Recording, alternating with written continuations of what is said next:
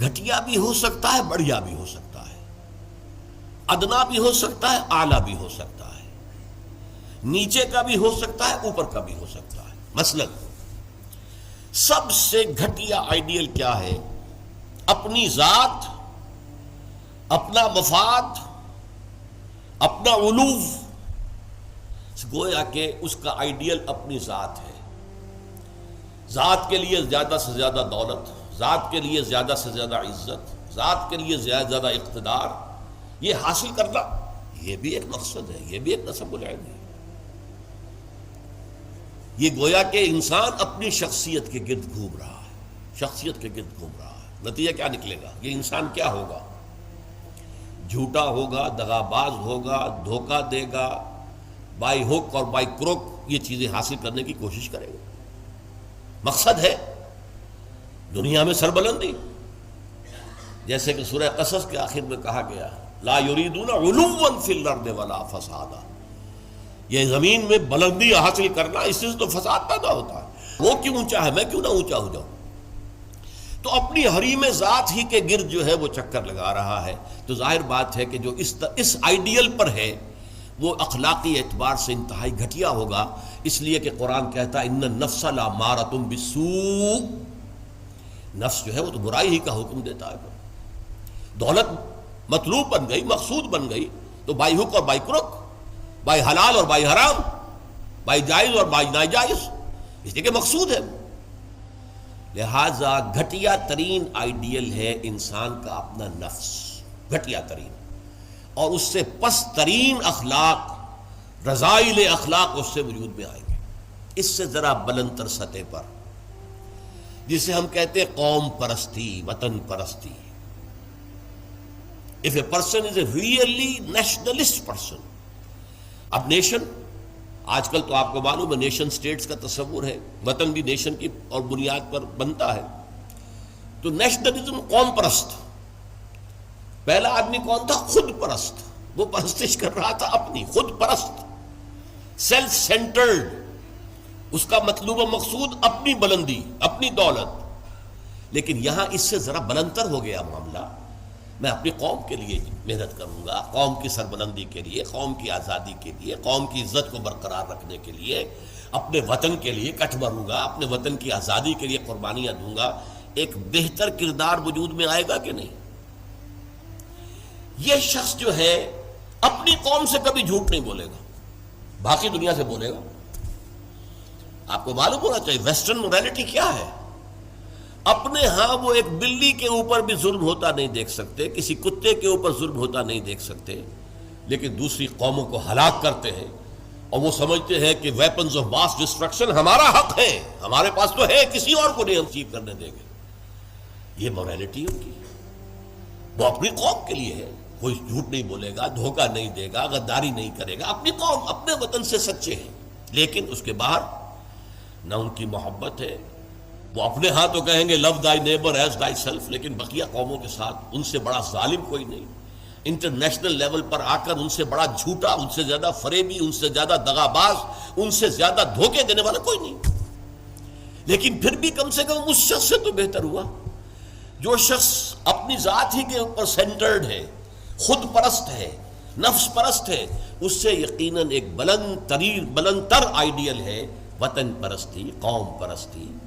یہ قوم پرستی اگر ہے تو ایسا تو نہیں ہوگا کہ قوم کے لیے ہتھیار خریدنے گئے تھے تو زبردست رشوت لے کر گھٹیا ہتھیار خرید لیا، یہ نہیں کرے گا وہ کبھی۔ ہمارے ہاں یہ بھی ہوتا ہے، اس لیے کہ ہمارے ہاں قوم پرستی ہے ہی نہیں، وطن پرستی ہے ہی نہیں۔ اس حوالے سے اب حالانکہ آپ کو معلوم ہے کہ ہتھیار جو ہے زندگی اور موت کا مسئلہ ہے، جب جنگ ہو رہی ہے اور کریٹ کھولا گیا، معلوم ہوا یہ تو استعمال کے قابل ہی نہیں ہے یہ ہتھیار جو ہے، کیا ہوگا اس وقت؟ عین موقع پر محاذ میں وہ کھولا گیا ہے باکس، اور معلوم ہوا کہ یہاں تو کچھ اور رکھا ہوا۔ لیکن لوگ ہیں جو رشوتوں کے لیے، کک بیکس کے لیے، جو بھی وہ ان کے کمیشنز ہیں، وہ گھٹیا مال لیتے ہیں، دومی مال جسے آپ کہتے ہیں۔ تو وطن پرستی یا قوم پرستی ایک نسبتاً ہائر آئیڈیل ہے، اس سے اوپر ایک اور ہے۔ یہ جو حضرات تھوڑا بہت بھی فلسفے سے شغف رکھتے ہیں ان کو معلوم ہے ہیومنزم، انسان دوستی۔ یہ جیسے ٹالسٹائے تھا، بہت بڑا ادیب تھا روس کا، وہ ہیومنزم کا قائل تھا. انسان سے دوستی ہونی چاہیے، انسان محبوب ہونا چاہیے، تمام انسان انسان سے محبت کریں. ہیومن بینگ ایز ہیومنس، چھوڑ دیں کہ وہ ہمارے ملک کا رہنے والا ہے یا نہیں، یہ ہیومن بینگ ہے. بھول جائیں اس کو کہ وہ ہماری قوم سے اور نسل سے ہے یا نہیں، یہ ہیومن بینگ، ہیومنزم یہ ہائیسٹ فلسفی ہے. لیکن آپ جو سوچ لیجئے کہ اول تو یہ کہ اس تک پہنچنا بڑا مشکل، اپنی قومیتوں کے حدود سے، وطنیتوں کی حدود سے، اپنے ذاتی مقاصد اور ذاتی جو بھی مفادات ہیں ان سے بلندتر ہو کر واقعتاً ہیومنسٹ ہونا آسان کام نہیں ہے. لیکن ہیومنسٹ جو ہے اس کے اندر بھی انسان کی محبت تو آ جائے گی، انسان مطلوب ہو جائے گا اس کا، اور اس اعتبار سے وہ قوم پرست اور وطن پرست سے برتر ایک شخصیت ہوگی. لیکن باقی کائنات، حیوانات، اس کے اندر اس کے لیے تو کوئی محبت اس کے اندر نہیں ہوگی، اس کے لیے کوئی شفقت نہیں ہوگی. ہیومنزم ہیومن بینگز کے لیے ہے. اس سے اوپر ایک اور ہے، اور وہ ہے کسی نظریے پر انسان کی نگاہ جم جائے. نظریہ کہ انسان کی فلاح کمیونزم میں ہے، ظلم کا خاتمہ کمیونزم میں ہوگا، لہذا اس کمیونزم کے لیے، اس کو فروغ کے لیے، اس کو عام کرنے کے لیے، اس کے پھیلانے کے لیے، لوگوں کو قائل کرنے کے لیے تن من دھن لگا رہے ہیں. پھر جن لوگوں نے مان لیا ہے انہیں آرگنائز کر رہے ہیں، سیلز بن رہے ہیں. پھر ایک جد و جہد ہو رہی ہے، کشمکش ہو رہی ہے، زہر کے خلاف جد و جہد ہو رہی ہے، جانے دے رہے ہیں، فائرنگ اسکواڈز کے سامنے کھڑے ہو کر سینہ کھول کر گولیاں کھا رہے ہیں. یہ سب کیا ہے؟ ایک تصور کے حسن مبہم پر ساری ہستی لٹائی جاتی ہے. ایک تصور ہے، ایک آئیڈیل ہے. کمیونزم جو ہے ایک آئیڈیل ہے، ایک آئیڈیالوجی ہے. اس آئیڈیالوجی کو اپنا آئیڈیل بنا کر اور پھر جد و جہد اور محنت اور قربانیاں اور اثار سب کچھ. اب ایک ہی چھلانگ ہے، خدا پرستی، ہائیسٹ آئیڈیل. یہ ہے جس کو کہ علامہ اقبال نے کہا ہے، در دشت جنون من جبریل زبو سے دے یزداب کمنداور، اے ہمت مردانہ، اے ہمت مردانہ، کمند ڈالو اللہ پر. یہ اصل میں تشبیہ سمجھیے، آپ ایک اونچی فصیل پہ چڑھنا چاہتے ہیں، کمند ہوتی تھی پچھلے زمانے میں. اب کمند کو پہلے پھینکنا پڑتا ہے، آپ کا زور بازو ہونا چاہیے نا، جب آپ پھینکے کہ اونچا جا کر لگ جائے وہاں پر. جتنی اونچی کمند ہوگی اتنا اونچا آپ چڑھ سکیں گے، اس سے آگے تو نہیں جا سکتے. کمندی کہیں درمیان میں اٹک گئی ہے تو درمیان میں آپ بھی اٹکے رہ جائیں گے، ٹاپ پر تو آپ نہیں جا سکتے جب تک کہ وہ کمند جو ہے ٹاپ پر نہ لگے جا کر. تو یوں سمجھیے کہ پہلے انسان کو اپنے ذہن سے، اپنے فکر سے، اپنی سوچ سے اپنا آئیڈیل معین کرنا ہوتا ہے. Who is my ideal? میرا نفس؟ نو. میرا وطن، میری قوم؟ No. Human beings? No. Allah. He is my ideal. اس کی محبت، اس کے ساتھ خلوص و اخلاص، اس کے لیے جد و جہد. اب آپ دیکھیے، کمیونسٹ کے لیے محبت ہوگی، مزدور کے لیے محبت ہوگی اس کے اندر، سرمایہ دار کے لیے نہیں ہوگی.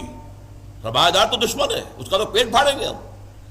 لہٰذا وہ محبت اس کی پوری یونیورسل نہیں ہو سکتی. اللہ کو جس نے آئیڈیل بنا لیا، اللہ منزل ماں کبریاست، میری منزل، میرا آئیڈیل، میرا مقصود، میرا مطلوب، میرا محبوب حقیقی اللہ ہے. یہ ہے ہائیسٹ آئیڈیل. اور جو شخص اللہ کو اپنا آئیڈیل بنا لے، اپنا مقصود بنا لے، اپنا مطلوب بنا لے، اپنا محبوب بنا لے، وہ در حقیقت بلند ترین کردار ہوگا. اور اس کی مکمل مثال محمد الرسول اللہ صلی اللہ علیہ وسلم کی شخصیت ہے. محبوب حقیقی اللہ کے سوا کوئی نہ رہے. نصب العین وہی ہوتا ہے جہاں پہ نگاہ جمی ہوئی ہے. اگرچہ اس کے لیے جو محنت کر رہے ہیں، وقتی طور پر آپ کا کوئی اور ہدف ہو سکتا ہے. جیسے ہم کہتے ہیں کہ اصل نصب العین تھا اسلام کو دنیا میں غالب کرنے کی جد و جہد، اس کے لیے پہلا نصب العین بن گیا پاکستان کا حصول. یہ دوسری بات ہے کہ ہم پاکستان کو حاصل کرنے کے بعد بھول گئے کہ کس لیے ہم نے حاصل کیا تھا، اور اسی لیے ذلیل و خوار ہیں. انڈیا کے مقابلے میں سر اٹھا کر کھڑے ہونا ہمارے لیے ممکن نہیں ہے، سوائے اس کے کہ ایٹمک ڈیٹرنٹ جو ہے اس کا سہارا لیا ہوا ہے. اور اگر خدا نہ خواستہ میرے نزدیک تو تقدیر مبرم ہے، امریکہ نے یہ آپ سے چھین کر لینا ہے. پھر کیا رہ جائے گی پوزیشن؟ اس حوالے سے سمجھیے. اسی لیے علامہ اقبال نے دیکھیے کہ وطن کو بھی خدا قرار دیا ہے. وطن پرستی، نفس پرستی، وطن پرستی، قوم پرستی، انسانیت پرستی، نظریہ پرستی اور خدا پرستی، یہ ٹاپ پر ہے. منزل ماں کبریاست در دشت جنون من جبریل زبوں سیدے یزداب کمن داور. اے ہمت مردانہ، اپنے کمند اتنی اونچی ڈالو کہ اللہ کی ذات پر جائے. پھر اللہ کی ذات، پھر اس کمند کے ذریعے سے سیر اللہ، تقرب اللہ، رفتہ رفتہ اللہ سے قریب تر ہوتے چلے جاؤ. جیسے کہ آپ کو معلوم ہے، اگرچہ وہ آیت سجدہ ہے، جا کر ایک سجدہ کر لیجئے گا، جو سورۃ العلق جو ہے وہ ختم ہوتی ہے فَاسْجُدْ وَاقْتَرِبْ، بس سجدہ کرو اور قریب ہو جاؤ. یہ سجدہ کرنا اللہ سے قرب کا ذریعہ ہے. وَاقْتَرِبْ، قریب ہو جاؤ. اس لیے حضور نے فرمایا ہے ان اقرب ما یکون العبد الی اللہ فی السجود. انسان جو اپنے رب سے قریب ترین ہوتا ہے وہ سجدے کی حالت میں ہوتا ہے.